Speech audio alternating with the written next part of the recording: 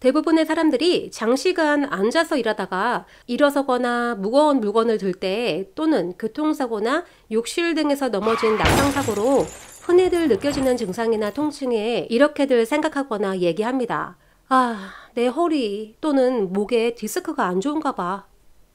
무심코 하는 말이지만 정작 이 중요한 디스크가 무슨 일을 하는지, 그 역할과 파열이나 손상이 발생되는 경우 그 후유증에는 어떠한 것들이 있는지 깊이 있게 찾아보시는 분들은 별로 없는 것 같습니다. 그래서 오늘은 우리 일상과 현대인에게 매우 밀접하게 통증과 고통 등으로 다가오는 디스크에 대해서 알아볼까 합니다. 의사는 아니지만 손해사정사로서 오랜 경험과 노하우 그리고 아주 약간의 의학적 지식을 바탕으로 정보를 전달해 보겠습니다. 사람의 인체는 해부학적으로 볼 때 보통 경추, 흉추, 요추, 천추, 미추의 26개의 뼈가 모여서 하나의 기둥인 척추를 만듭니다. 이러한 목과 등, 허리의 각각의 뼈들이 사람의 몸통 등의 전후, 좌우, 회전 등의 운동을 자유롭게 할 수 있도록 합니다. 만약 척추가 한 개의 단일뼈로 구성되어 있다면 이러한 목과 몸통의 움직임에 상당한 문제나 제한이 따르겠죠? 또한 사람은 두 발로 걸어다니며 직립보행을 합니다. 그럼 생각해 보겠습니다.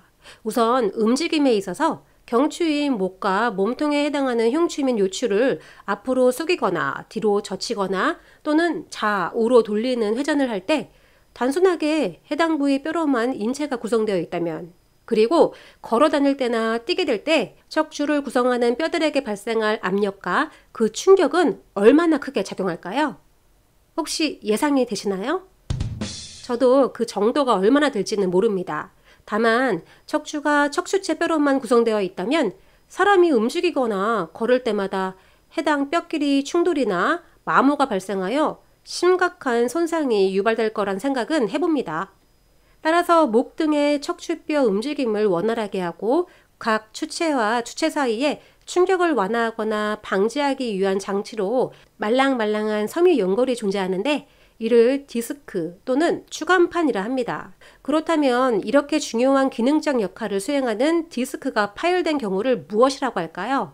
정확한 명칭은 추간판 탈출증이라고 합니다. 디스크는 그 구조가 가장자리에 두껍고 질긴 섬유륜과 중심부에 수액으로 이루어져 있으며 보통 섬유륜의 균열 및 손상 등으로 터져 디스크 내부에 존재해야 하는 수액이 외부로 탈출하는 경우를 정확한 의미에서 추간판 탈출증이라고 말할 수 있겠습니다. 수액 탈출증은 보통 1에서 4단계까지 구분하며 사고 등의 외상에 의한 경우와 퇴행성 질환 등에 의한 경우로 나누어지는데 대부분의 현대인들은 퇴행적인 디스크 질환을 가지고 살아간다 하겠습니다. 고정된 자리에서 움직임 없이 일을 하는 사무 업무나 일정한 반복적인 작업, 체중 증가, 비만과 운동량의 부족 등은 디스크 섬유륜의 경화로 아주 사소하고 경미한 외상의 충격에 의하여도 파열되는 경우가 대부분에 해당한다 할 것입니다. 우리 목 쪽에 이상이 생기면 해당 부위의 통증과 좌우측, 일방 어깨 죽지를 타고 한쪽 팔이 매우 저리거나 이와 함께 힘쓰기에 불편하거나 제한이 생기게 됩니다. 허리에 추간판 탈출증이 발생하면 보통 일방의 엉덩이나 허벅지부터 시작하여 좌우 중 한쪽 다리의 저림 증상과 힘쓰기 어려움, 그리고 그 증상이 심각한 경우 대소변 장애도 유발될 수 있습니다. 이러한 신체적 문제가 발생하는 이유는 디스크 바깥으로 탈출한 수액이 척추체 후미에 연수부터 하강하고 있는 척수신경의 경막이나 이곳에서 기시하여 뻗어나가는 신경근을 압박하여 고통스러운 신경 증상인 마미증후군이나 방사통을 발생시키기 때문입니다. 그렇다면 이렇게 복잡하고 퇴행성 질환이 엉켜있는 디스크와 수액 탈출증은 후유장애 보상이 가능할까요? 교통사고나 넘어진 낙상사고가 발생하면 고통스러워 병원에 내원하여 MRI 검사 후 추간판 탈출증이란 진단을 받게 되는 경우가 있습니다. 근데 문제는 주치의의 설명입니다.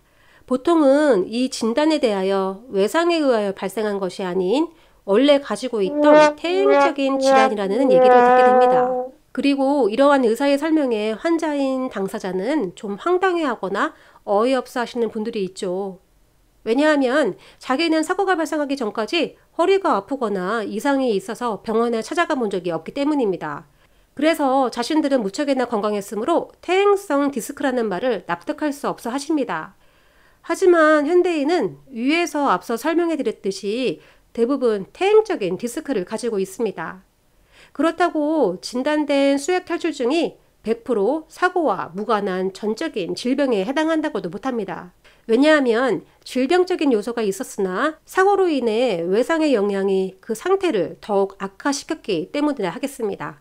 따라서 이를 손해사정에서 정당한 손해액이나 보험금 산출을 위한 사고 관여도 또는 기여도라고 얘기합니다.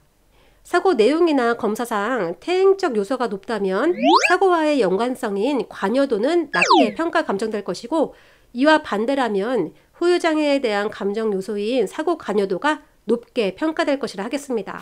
물론 사고와 관계없는 일상생활 중 발생한 전적인 질병에 의한 수액 탈출증이 발생하였다면 자신이 가입한 보험 담보 내용 중 질병 후유장애가 존재하는지를 검토해 보시기 바랍니다.